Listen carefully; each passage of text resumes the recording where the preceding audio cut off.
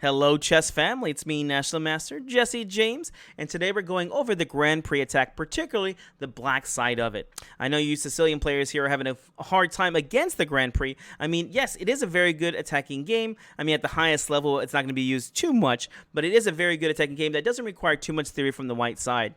With that being said, I'm going to go ahead and show you how I like to play against it, basically the only way I do like to play against it, and some nice little hints and tips about it, and even go over a game where I got to play a nice little miniature I got to play in this line. I even got a brilliant in it, so hopefully you can find that double exclam, and this was actually a 92% accuracy, so pretty decent game all around. Let's get to it. I'm playing against 2572, a pretty strong player over here. And here we start up with e4, c5, the Sicilian, and here knight to c3 gets played. Now, when they play knight c3 here, the best move to play now is going to be g6 regardless. I mean, at this point, they're pretty much saying they're either going to be playing the Grand Prix attack with f4 next, or they're going to be playing what's called the closed Sicilian. Both ways to deal with this is to go ahead and fianchetto. So if you don't know how to do this, you should definitely be looking up on the YouTube channel. I have a whole line about how to play the accelerated dragon, or just the dragon in general.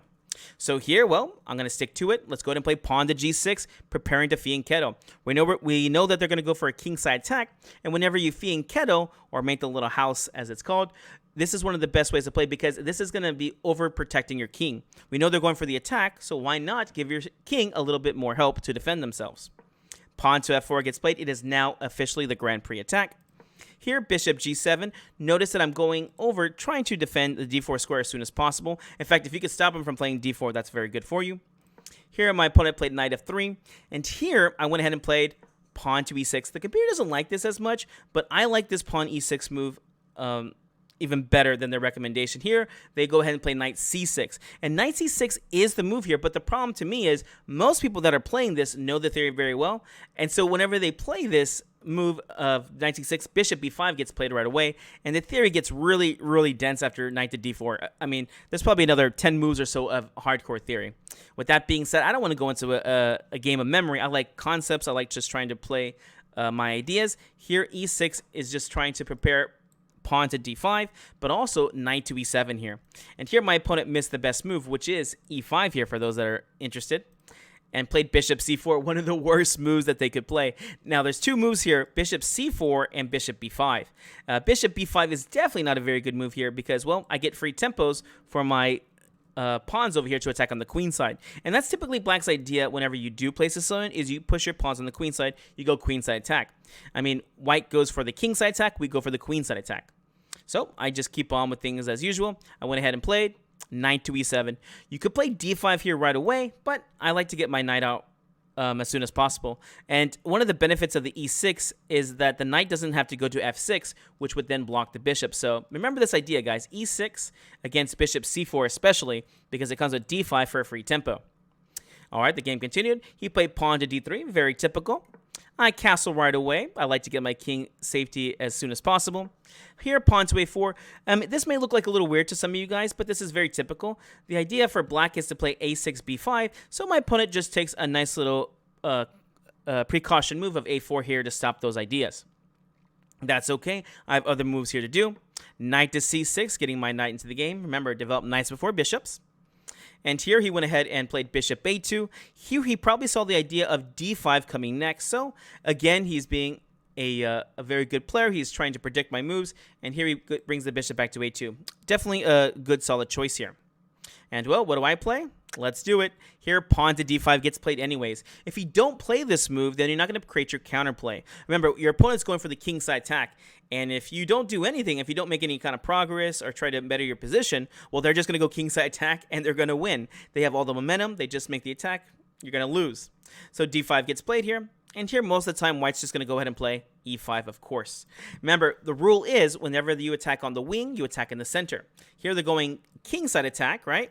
So I'm going to try to attack the center. With that being said, they want to keep the center closed. It makes sense. They don't want counterplay to happen. If counterplay happens, it stops their king side attack. So they played pawn to e5. Well, I don't really like that as much, so let's do it.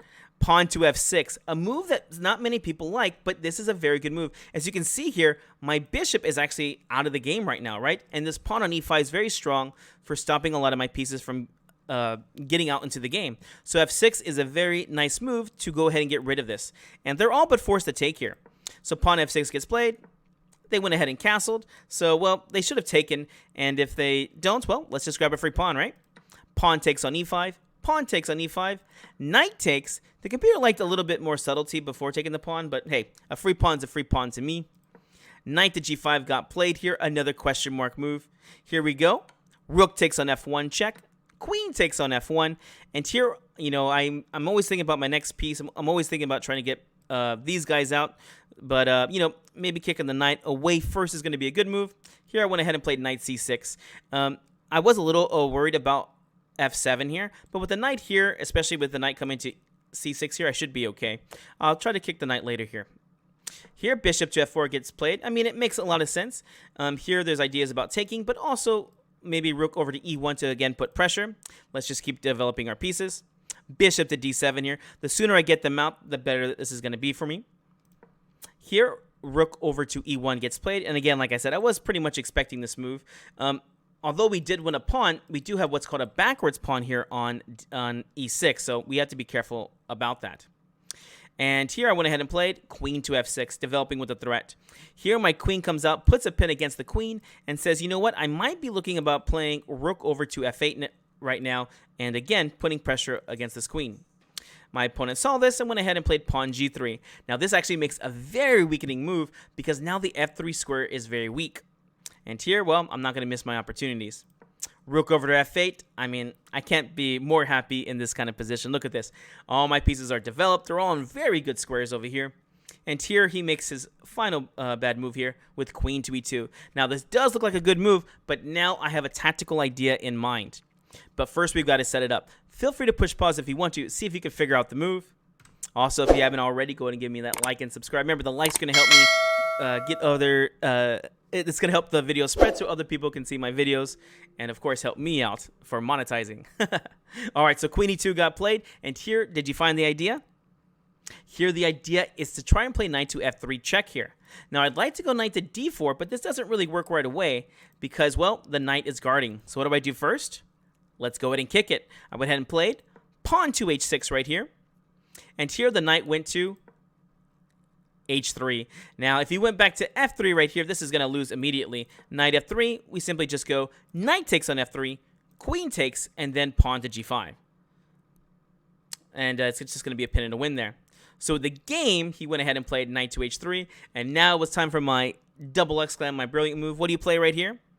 Here, let's finish the game off. We went ahead and played knight to d4 here, a brilliant move. Here, the idea is to play knight takes on e2 check, but also knight to f3 here, and there's no good way to stop it. I can already hear someone saying, hey, wait, can't we just take on e5? It doesn't matter what you do here. The queen will be lost if you try to take anywhere, and of course, you'll at least be losing your rook, and probably even more material here. I mean, the knight's hanging over here. For instance, let's say you play bishop takes on e5. Well, things work out perfectly here. Knight takes on e2 check, and that's one of the bad parts about it. What happens if you go queen takes on e5 here? Well, again, this knight is just so pesky. Knight to f3 check, forking the rook, the king, and the queen here. Here we have what's called the family fork. And so, as you could probably guess, after this move of knight takes after knight to d4, he just went ahead and resigned. As you can probably guess here, after this move, he just went ahead and resigned. Well, guys, I hope you enjoyed this. Remember, the main ideas in this one, whenever you're playing against the Grand Prix or the close Sicilian, remember, fianchettoing is going to be one of the best things to do here. It's going to overprotect your king and help them be safe because white's going for all-out attack against you. The other good thing to know is play pawn to e6 with knight e7, not knight f6, as this will block the bishop. And also e6 is going to be good here to strike in the center with d5. Remember, they're going kingside attack, so you need to strike in the center. All right, guys, hope you enjoyed this. We'll see you in the next video.